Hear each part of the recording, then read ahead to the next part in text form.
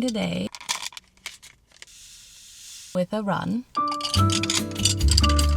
I used to be so bad at running, and this is how I fixed it. When you start running, you want to make sure that you do two things. One, you want to run really slow, and two, you want to run really short distances.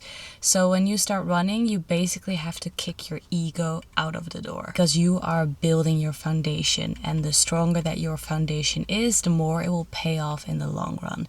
So I started running at a speed that was so relatively slow that I was able to walk it if I would walk at a really fast pace. So my starting running pace was around 6.7 kilometers per hour, and I would run 1K, and then I would increase my total volume per week by 10% max, and then I would increase my monthly with 40% max. I would make sure that 6.7 was zone 1-2 running, which is your heart rate zones.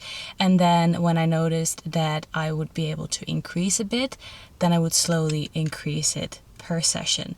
I would just focus on zone 1-2 running when I started.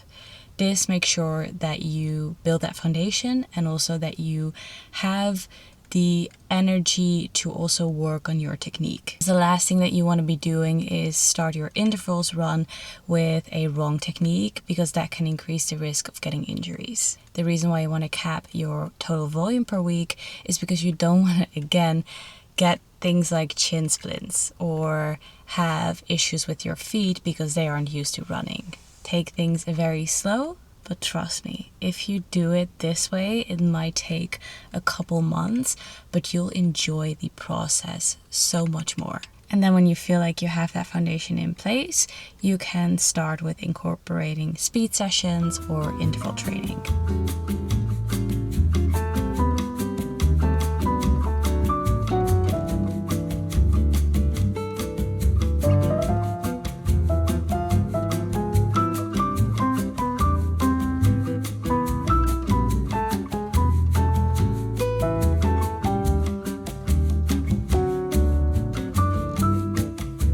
Here is my breakfast. So we have 2 slices of sourdough bread with figs, some salmon, 2 poached eggs, half of an avocado, and then some arugula with some sprouts. I filmed this video on a Sunday. Usually when I do double sessions, I do one early in the morning, which will be my morning run, and then I'll do one session later in the evening, which will usually be my gym session. I kind of had to bribe myself into training my legs today, and I usually do it by just going to the gym and then doing something that I want to be doing.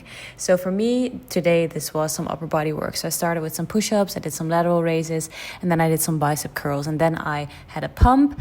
I found a playlist that I liked, I listened to some music, and then I was fine. I was feeling the gym vibes, and I actually started my gym session. I also did mobility work, which is really important. So when you are training for hypertrophy, for muscle building, when you're training for strength, that's really good for longevity. But if you truly want to take things to the next level, you have to realize that there are multiple disciplines that are important whenever you're training for longevity. So we don't only have the muscle mass or the strength that you're building by resistance training, but what is also important is to do mobility work, and then to also train your cardiovascular health, because those things really go hand in hand. Whenever I do mobility work, my lifts go a lot better, which means that I reduce the risk of getting injury. My runs also go a lot better. When my runs go a lot better, I have better endurance to actually do my hypertrophy training and my strength training. And when my strength training is going really well, my runs are easier, because obviously that requires muscle mass in order to run with proper form. This doesn't mean that you have to do double sessions every single day, but it does mean that it can be nice to incorporate some mobility stuff before your training, and to maybe do some cardio after some of your workouts. You can start really small, as I said in my intro. It doesn't have to be anything major or big, and it definitely doesn't have to be double sessions, but just be mindful of the fact that training to reach a certain physique is great. If that's what gets you to the gym, then I'm all for it. And I don't think that there's anything wrong with wanting to achieve a certain aesthetic or physique. But when you want to train for longevity, which is the end goal for most of them, then it is important to realize that there are actually multiple things that you have to take into consideration here. First exercise of today is the hip thrust in the Smith machine. I love doing this in the Smith machine just because the setup is so much easier. I use a step to elevate myself because the bench is too high for me. And then I always start with warm-up sets. So I do 3 warm-up sets in total. One with 5 reps, one with 3 reps, and then one with 1 rep. And I increase the weight with the decrease of the reps. And then I move on to the actual working sets. This exercise is hardest when the glutes are at the shortened position. And then I'm moving on to a Romanian deadlift. I decrease the weight quite a bit here and I increase the reps slightly just because I wanted to preserve my lower back. Because I already did the run as well and the hip thrust. So with the Romanian deadlift, you want to make sure that you have your shoulder blades back spine neutral and that you push your hips back to feel that deep stretch in your hamstrings and in your glutes. And this exercise is the hardest when the glutes are at the lengthened position. Alternatively, you can do this one with dumbbells, which is really good, but I find that overloading is a little bit easier with the barbell for me. And then next up, I did a unilateral exercise for the glutes, single leg work, and I definitely have to incorporate that a lot because my left glute is definitely weaker than my right one, and also the movements tend to feel less natural for me. I do the step up on the cable, and I start with the weaker side, and then I match the work with the stronger side. And then we're moving on to the final isolation exercises for the hamstrings and the glutes. For the hamstrings, I'm doing the seated hamstring curl. I push my seat forward. I even have a slight forward lean to increase that stretch in my hamstrings.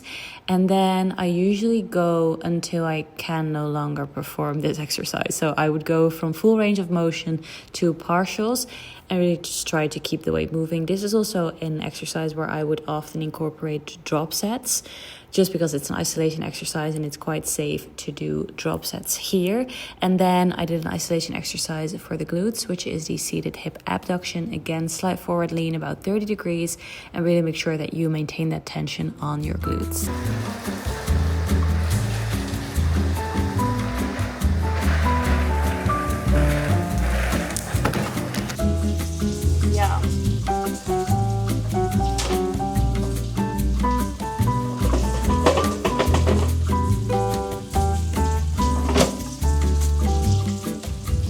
Here is my lunch. I have a steak, which is around 150 grams, I think. Some potatoes that I boiled first, and then I put them in the air fryer to make them nice and crispy. And then some asparagus that I prepped in the pan that I used to make the steak, just so that they have all the good flavors. So that is my lunch. I am craving chocolate chip cookies because I saw this recipe on TikTok, which looks incredible. When cookies are a bit harder on the outside and then soft and melty on the inside, that's my dream.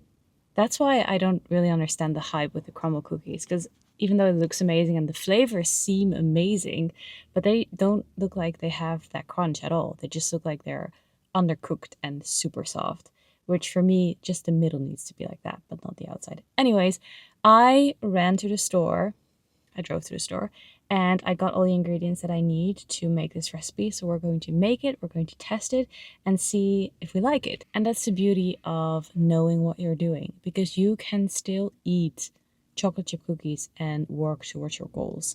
So for me, that's why I've been able to make this a very sustainable journey, because I don't exclude anything from my diet. It's just that whenever I'm in a weight loss, I don't have them as often because I don't have that many calories to play around with. And I want to make sure that I have sustainable energy that lasts throughout the day and also sets me up for training hard again tomorrow. But still, I am not a machine, so I love having some good foods, some soul foods, and some chocolate chip cookies. So that's what we're making today.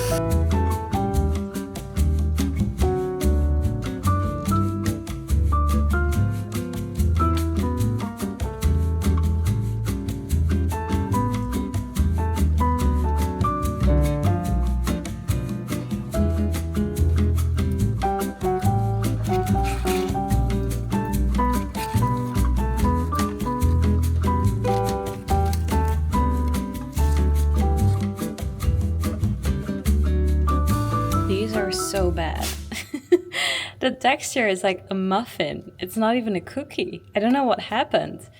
I don't know if it's because I did something wrong with the ingredients, or I overcooked them, or maybe it's because I did them in the air fryer and not in the actual oven.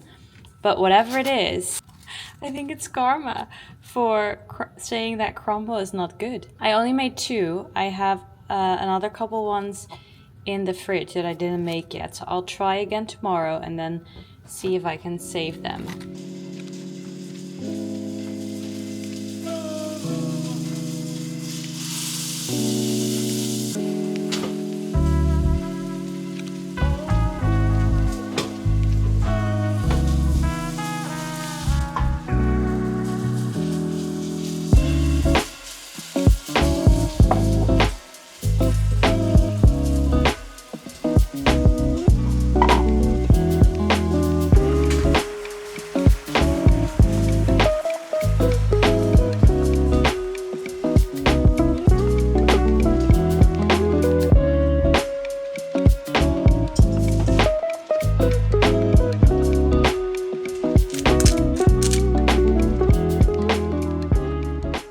And here is my dinner.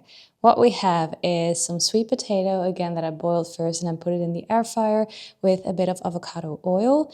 Then I have the remaining half of the avocado with some chili flakes. I have some microgreens or sprouts, and then I have lean beef patty. Anyways, I have some lean beef patties, which I kind of tried to transform into a smash burger, but they didn't really smash. So I'll just call it a lean beef patty. But this is my dinner. I made the lean beef patty pretty dry because that's how I like to eat it. I don't like red meat except for steak. But yeah, it's honestly looking very delicious, if I do say so myself.